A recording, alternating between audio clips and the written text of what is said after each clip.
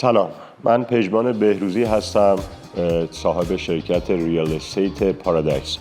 و قبل از اینکه با دوستان حرفه‌ای تیم ریال ریچ آشنا بشم،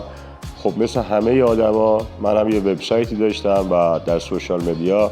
تا حدودی فعالیت می‌کردم در حدی که خودم بلد بودم، ولی متاسفانه هیچ وقت از اون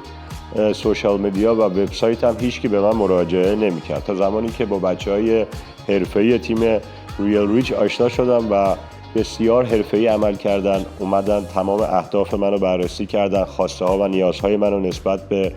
اون چیزی که وجود داشت بررسی کردن و به من یک پروسه A تا Z رو ارائه دادن که طبق اون پیش رفتیم و تمام وبسایت و اینستاگرام و لینکدین من هر چیزی که فکر می‌کردم برای من کارایی نداره بسیار فعال شد و 70-80%